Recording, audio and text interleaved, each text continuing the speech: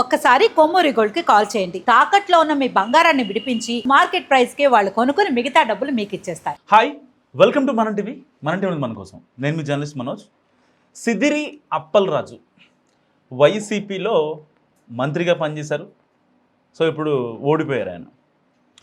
సిదిరి అప్పలరాజు గారి పుత్రోత్సాహం, ఒకరు బందీ అయ్యారు, మరొకరు బలయ్యారు. అసలు ఒక సినిమాని తలపించే స్టోరీ. అండ్ దీనికి సపోర్ట్ చేసినటువంటి వైసీపీ అధినేత మాజీ సీఎం జగన్మోహన్ రెడ్డి గారు పాపం పిల్లోడు అన్నారు. సో వీటన్నిటి గురించి మాట్లాడుకుందాం, చాలా క్లియర్గా మాట్లాడుకుందాం. సో సరిగ్గా 2 రోజుల క్రితం సిదిరి అప్పలరాజు కుమారుడు ఎవరైతే ఉన్నారో అరవ్ గారు, సో మనడు ఒక 18 years బండి మీద వెళ్తుంటే ఒక గొర్రెల కాపర్ని గుద్దడంతో అతను స్పాట్ డెడ్.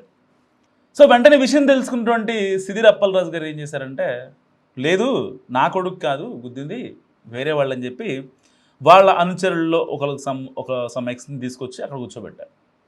గుద్దింది నేనే అని చెప్పి ఈవెన్ పోలీసు వాళ్ళు వచ్చారు, ఆ కేసు ఫైల్ చేసుకున్నారు. అప్పటికి కూడా పోలీసులకు కూడా వీళ్ళు ఇచ్చింది ఫేక్ ఇన్ఫర్మేషన్.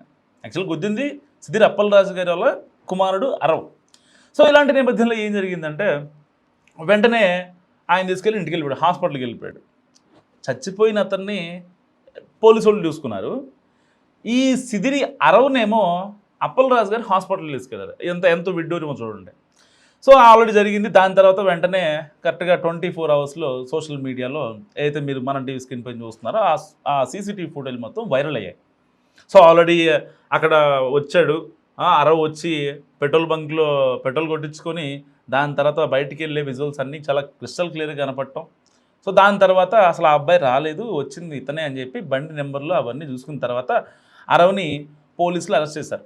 అప్పటిదాకా కూడా పోలీసులు ఇన్వెస్టిగేషన్లో ఓన్లీ అరవ్ ఏం తప్పేం చేయలే, వేరే అతను ఉన్నాడు కదా. సో అతను ఇరికిచ్చేసరికి అతన్ని బలి చేశారు, ఒకరిని బలి చేశారు, ఇంకొకరిని బందీ చేశారు. సరే ఇలాంటి నేపథ్యంలో ఏం జరిగింది, సరిగ్గా ఎప్పుడైతే జగన్మోహన్ రెడ్డి గారు ఈ కేసులోకి ఎంట్రీ అయ్యారో దాని తర్వాత సీన్ మారిపోయింది. ఆయన ఏమంటారంటే పాపం పిల్లోళ్ళే. నేను చెప్పడం బాగోదు, ఒకసారి జగన్మోహన్ రెడ్డి గారు బయట వినండి. సిదిరి అప్పలరాజు కొడుకు 18 ఏళ్ల పిల్లోడు. సిదిరి అప్పలరాజు డాక్టర్, పలాస ఎమ్మెల్యే, మంత్రి, ఫిషింగ్ మంత్రి మన ప్రభుత్వంలో. సిదిరి అప్పలరాజు కొడుకు 18 ఏళ్ల పిల్లోడు. బైకు తోలుతా ఉండి కర్మవశాత్తు బైకు తోలుతా ఉండి ఎవరిలో గుద్ది బైకు తోలుతా ఉండి ఒక మనిషి చనిపోయాడు. యాక్సిడెంట్లు అవుతూ ఉంటాయి, చేసింది నేను కరెక్ట్ అని నేను చెప్పను. బట్ ఆ పిల్లోడు 18 ఏళ్ల పిల్లోడు బైక్ తోలుతా ఉండి ఆ పిల్లోడికి ఏం తెలుస్తుంది? ఒకసారి జరుగుతాయి. జరిగినప్పుడు నువ్వేం చేస్తా ఉన్నావు? ప్రభుత్వం ఏం చేసిందో తెలుసా? ఆ సిదిరి అప్పలరాజు కొడుకును మర్డర్ కేసులో హోమిసైడ్ సెక్షన్ పెట్టి ఇరికించాలని ప్రయత్నం చేసింది.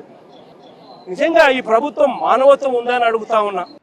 విన్నారు కదా, జగన్మోహన్ రెడ్డి గారు ఏమంటారంటే, ఈయన ఒక మాజీ సీఎం, 5 ఏళ్ళు ముఖ్యమంత్రిగా పనిచేశారు, కష్ట నష్టాలు చూశారు, సాధక బాధలు చూశారు. ఒకరు చనిపోతే పాపమా? చచ్చిపోయినోడు పాపం కదా. సరే ఆయన లాజిక్ ఏంటి? ఎలా వెనకేసి వద్దాం అనుకుంటున్నారు సిదిరి అరవ్ని? 18 ఏళ్ళు లేదు, ఆ బాబుకి ఏం తెలీదు, పాపం పిల్లోడు. భలే అంటారు పాపం పిల్లోడని. ఈ పిల్లోడు ఎగ్జాంపుల్స్ కూడా నేను మళ్ళీ చెప్తాను మీకు. పాపం పిల్లోడు, అనవసరంగా కూటమి సర్కార్ కేసులు పెట్టి వేధిస్తుందని అంటారు. చనిపోయిన వాళ్ళు పాపం కదా. ఇక్కడ వాళ్ళు ఒక వెనకబడిన సామాజిక వర్గానికి చెందిన వాళ్ళు, వాళ్ళకి అంటే జీవనోపాధి కూడా కష్టం. మరి ఆ పిల్లోడు చనిపోయాడు కదా, ఆ పిల్లోడు ఫ్యామిలీ పరిస్థితి ఏంటి? ఒక మాజీ సీఎంగా ఉండి చంపేసిన వాళ్ళని పిల్లోడు అంటూ, చనిపోయిన వాళ్ళేమో వాళ్ళకి అసలు వాళ్ళ ప్రస్తావన లేదు, వాళ్ళ గురించి ఏం మాట్లాడాల, వాళ్ళ ప్రస్తావనే లేదు. అలాంటి వ్యక్తి జగన్మోహన్ రెడ్డి గారు. ఈయన మళ్ళీ అందరినీ సపోర్ట్ చేస్తూ ఉంటారు. గతంలో మనం చూసాం, వివేకానంద రెడ్డి హత్య కేసులో ఎంపీ అవినాష్ రెడ్డి గారిని పాపం పిల్లోడు, మా ఫ్యామిలీలో పిల్లోడు అని చెప్పి మాట్లాడారు. ఏం తెలుసు అని చెప్పారు. అండ్ రీసెంట్గా పిల్లసాయి విజయవాడలో లాకప్ డెత్ కేసులో పాపం పిల్లోడు అని చెప్పారు. అండ్ అంతకంటే ముందు తెనాలిలో ఈ గంజాయి బ్యాచ్ ఒకళ్ళు హల్చల్ చేస్తుంటే, బ్లేడ్ బ్యాచ్ గంజాయి బ్యాచ్ హల్చల్ చేస్తుంటే వాళ్ళని పోలీసులు అరెస్ట్ చేశారు. అది కొంచెం అప్పట్లో పెద్ద ఇష్యూ, సరిగ్గా 6 నెలల క్రితం అనుకుంటున్నా నాకు తెలుసు. ఆ ఇష్యూలో కూడా పాపం పిల్లోళ్ళు వాళ్ళకేం తెలుసు అంటారు. అంతకుముందు తిరుపతిలో ఈ దొంగల బ్యాచ్కి సంబంధించి వాళ్ళు యాక్చువల్గా వైసీపీ వాళ్ళు అనమాట. సో వాళ్ళ గురించి కూడా పాపం పిల్లోళ్ళే అంటారు. ఈయన ఎవరిని పాపం పిల్లోళ్ళు అంటారు? స్మగ్లర్స్ని, గంజాయి బ్యాచ్ని, బ్లేడ్ బ్యాచ్ని, వీళ్ళని గుద్దేసి మనుషులను చంపేయడం. సరే, ప్రమాదాలు అనేవి నిజంగా అనుకోకుండానే జరుగుతాయి. అంత మాత్రాన వెనకేసుకు రావాల్సిన అవసరమే ఉంది? సాక్ష్యాలు తారుమారు చేయాల్సిన అవసరమే ఉంది? అదేమన్నా లైఫ్ లాంగ్ పడుద్దా జైల్లో? కాదు కదా. మహా అయితే ఒక నెల, లేదంటే ఆ నెలలోపే మీరు బెయిల్ మీద బయటకు వచ్చేస్తారు. ఇక్కడ సాక్ష్యాలు తారుమారు చేయాల్సిన అవసరం ఏమొచ్చింది? ఎప్పుడైతే సిదిరి అప్పలరాజు గారు ఇంత పెద్ద డ్రామా జరుగుతుందో, ఇక అప్పుడు దాకా చేసిన డ్రామాని మొత్తాన్ని ఆపేశారు ఎప్పుడైతే సీసీటీవీ ఫుటేజ్ బయటకు వచ్చిన తర్వాత. మరి ఎందుకు ఇవన్నీ చేయాలి? ఇప్పుడే ఇన్ని చేస్తున్నారంటే మీరు గతంలో ఇంకెన్ని చేశారు? శిరోమండనం కేసు అప్పుడు మాట్లాడరు, పాపం పిల్లడు అనరు. ఒక డాక్టర్ని చంపేస్తే, ఒక దళిత డాక్టర్ని చంపేస్తే ఆయన్ని పాపమని చెప్పరు. వాళ్ళ ఫ్యామిలీ ఎలాంటి బాధ అనుభవిస్తుందో ఎవరికి తెలియదు, దాన్ని పాపమని చెప్పరు.